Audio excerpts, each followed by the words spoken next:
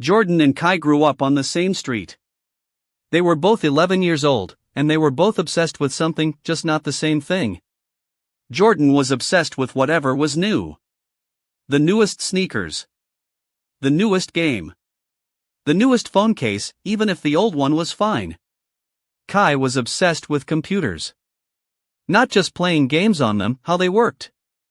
He'd take apart old desktops just to look inside.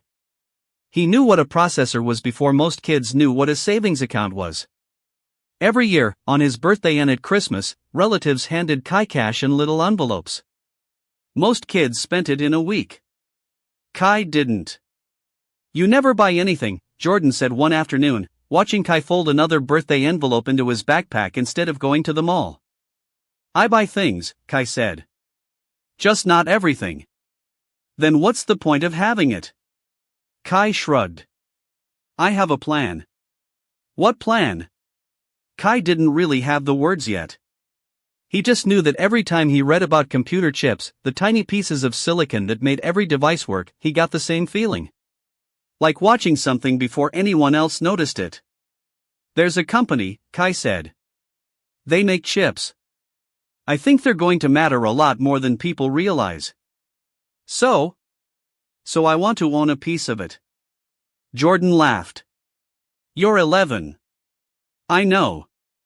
That year, Kai decided something simple. Whatever money he got from birthdays and holidays, he'd keep enough to cover what he actually needed, about $360 a year, and everything past that, he'd put into that company. The company was called NVIDIA. Nobody in Kai's life had heard of it. It wasn't famous. It wasn't cool. It made hardware for video games and, quietly, some strange new kind of computing nobody talked about yet. Jordan spent his birthday money on a new gaming console that year. Kai bought a small number of shares. Neither of them thought much more about it. Here is the part of the story people don't usually tell. For a long time, years, almost nothing happened. Kai would check the value sometimes. Some months it went up a little. Some months it went down. Some years it barely moved at all. There was a stretch, when Kai was a teenager, where the whole stock market took a beating. Tech companies especially. Kai remembered opening the account and seeing it worth less than what he'd put in. "Still think that was smart?" Jordan asked, only half joking. Kai didn't answer right away. That was the hardest part. Not the losing, the waiting. Watching Jordan get new things every few months while Kai's investment sat there, sometimes even shrinking, for what felt like forever. One night, Kai asked his older cousin, who worked in finance, whether he should just sell and put the money into something safer. His cousin asked him a question back. "Why did you buy it in the first place?" "Because I believed chips were going to matter more, not less." "Has that changed?" Kai thought about it. "No." "Then why would today's price change your mind about tomorrow?" Kai didn't sell. He kept adding a little more, whenever he had it. Some years he added more than $360. Some years, less. It wasn't perfect. It wasn't automatic. It was just something he kept choosing to do. Years passed. Then more years. Kai finished school. Got a job. Had good months and bad months, same as everyone. The company he'd bought into as an 11-year-old kept building chips. First for video games. Then, without most people noticing at first, those same chips turned out to be exactly what a completely new kind of computing needed, the kind of computing that would later be called artificial intelligence. Kai hadn't predicted AI. Nobody had, not really, not the specific shape it would take. What Kai had actually believed, all those years ago, was simpler: chips are going to matter more, not less. He turned out to be right about the direction, even though he had no idea what the specific reason would be. Today, 27 years after that first birthday money investment, here's exactly where things stand. Kai had kept putting in about $360 a year, the whole way through, the boring years, the scary years, the years it felt pointless. Here's exactly how it worked. Every year, Kai took whatever birthday and Christmas money added up past what he needed, and once a year, he put the full $360 in. One deposit. Same time every year. 27 years of that, growing at this company's real, documented historical rate, and the number it comes out to is $4.7 million. Not around a number. Not a guess.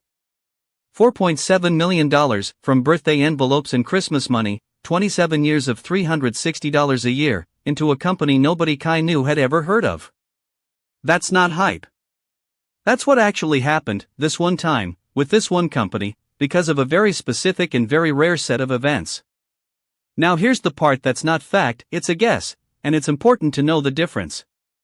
If you took that same average growth rate this company has had over the last 27 years, and simply assumed it kept going at that exact same pace for 3 more years, to reach the 30-year mark, the math would suggest somewhere around $12 million. That number is not real yet. It might never be real. A lot of that 27-year average was driven by a handful of extraordinary recent years. Expecting that exact pace to just continue for 3 more years is a big assumption. It's a what if the trend held number, not a prediction. Nobody, including Kai, actually knows what the next 3 years hold. $4.7 million is what that exact math produces. $12 million is a guess. That difference, knowing which number is real and which one is just math extended into the future, is one of the most important things to understand about investing at all.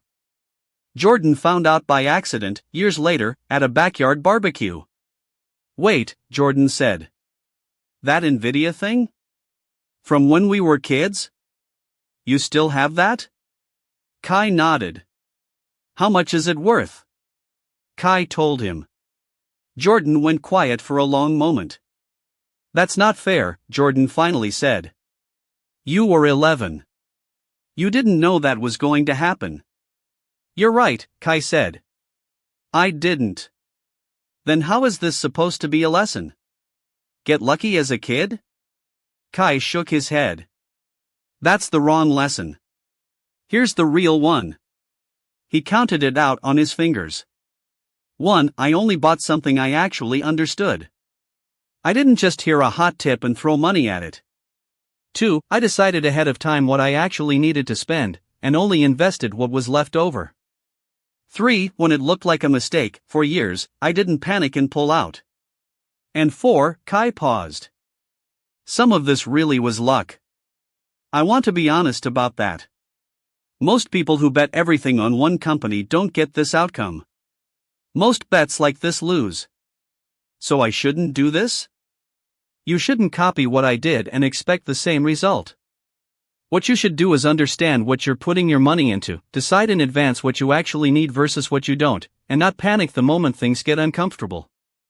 That part works no matter which company you pick, or even if you never pick a single company at all. This isn't a story that says, buy this stock, and you'll get rich. Most single company bets don't turn into this. Betting your entire future on one company, even one you believe in, is genuinely risky, and most financial advice exists specifically to protect people from betting everything on one outcome. What actually made a difference in this story wasn't the specific company.